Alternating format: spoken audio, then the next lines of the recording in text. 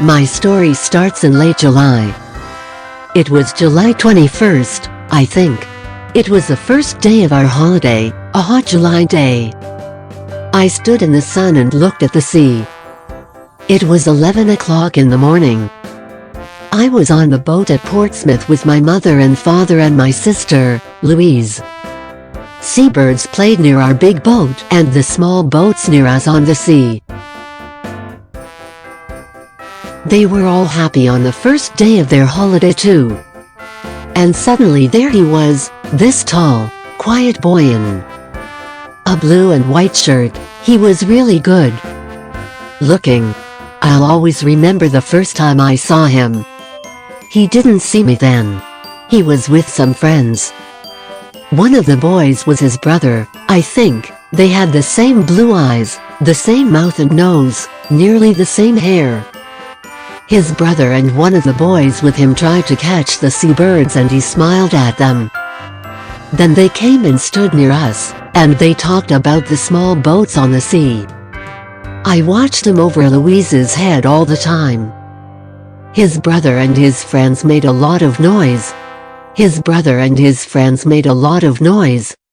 But he was quiet and didn't talk a lot. Then suddenly he looked at me and his eyes stayed quietly on me.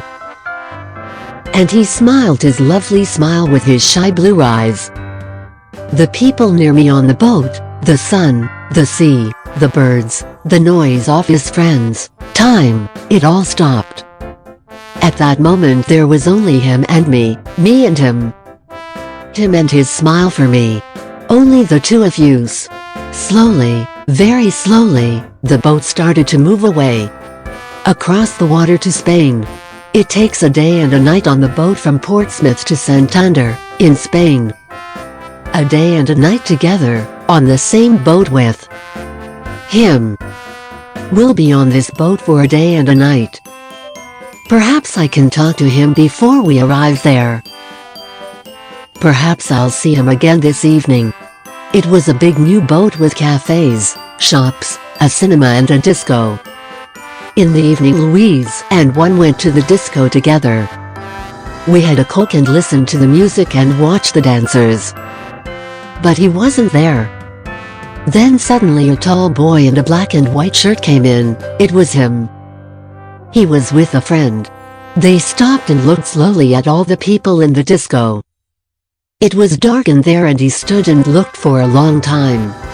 Then he saw me and he smiled a big, friendly smile. I wanted to stand up and sing and dance with him. He came across the room and stopped near our table. And he asked me to dance. Suddenly he wasn't shy with me. We danced together for a long time after that. But then I looked up and there was a second tall boy in a blue and white shirt at the door of the disco, with the same eyes and the same mouth and nearly the same hair. But the boy near the door had that nice, quiet, shy face, not a big, open, friendly smile. Suddenly I knew, this was his brother with me on the dance floor, not him. I was with the wrong brother. He stood for a moment near the door and watched me and his brother on the dance floor with sad eyes. I wanted to run to him, to take his sad face in my hands and say sorry. He looked at me, then he went out quickly. I stopped dancing, walked back to my table and sat down. His brother started to dance with Louise. I didn't sleep that night. I thought about him all the time, and listened to the noises of the boat and the sea. In the morning I went to the cafe at 8 o'clock and waited there with my sister for a long time. I wanted to say sorry to him. I had 4 cups of coffee, and I don't really like coffee. But he didn't come. Where was he? At 11 o'clock we arrived in Santander. I wanted to stop the boat. I wanted to stop the holiday. I wanted to go back to England. I only wanted to see him again, to talk to him, to ask his name. But he wasn't there. I started Spanish at school in September and I like it. We've got a good teacher, Old Webb. Mr. Webb, not old Webb, my mother always says to me. He isn't old, you know.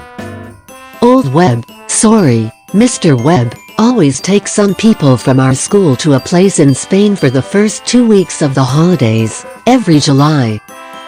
Old Webb is okay, not bad, for a teacher. We were at Portsmouth with Old Webb, sorry, Mr. Webb, and Mrs. Webb. She's from Argentina. All the boys think she's good looking, too. There were 6 of us with the Webbs. Harry Potts and his sister Sonia, Nick Atkins, Sue Bellamy, my brother Dave and me. We're 14 and we're good friends too. Usually, there were hundreds of people on the boat.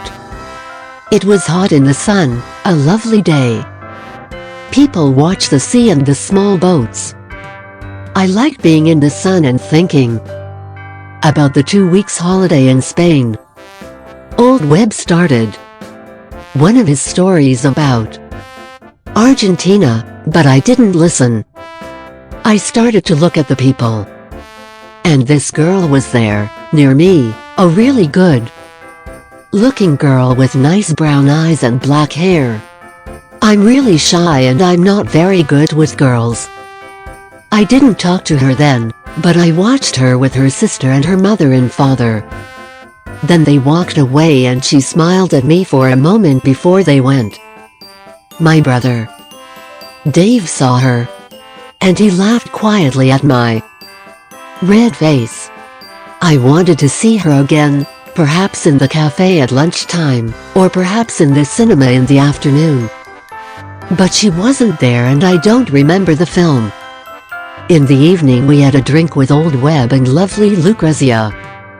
After that Dave and Harry went to the disco. They wanted to meet some girls. I don't like dancing, but I went to the disco later. I wanted to see her again, the lovely girl with the dancing brown eyes and the nice smile. It was dark in the disco, and I stood near the door and watched the dancers. Then I saw her on the dance floor. And she was with Dave. With my brother, Dave. She smiled at him, too, a lovely smile. I didn't want to watch. I walked out. I went and looked at the sea and thought about things quietly. I thought about her and Dave. I was up early in the morning, before 6 o'clock. I went out again and watched the early morning sun and the sea. There was only one old man and the seabirds there with me. The old man smiled at me, but we didn't talk. I liked being quiet. I went in and had a coffee in the cafe, but I didn't want to eat. All the time I wanted to see her. I wanted her to walk into the cafe and come across to my table and sit down with me and tell me her name and talk to me. But she didn't come. I waited and waited, but she didn't come. At 8 o'clock I went to find Nick and Dave. Dave was very quiet all day, and he was really nice to me. And I didn't see her again before we arrived in Santander at 11. She wasn't there. There are small shops and cafes with tables and chairs in the square, under the trees. A lot of people from Madrid come to Comillas for their holidays, and a lot of people from England stay in the town too.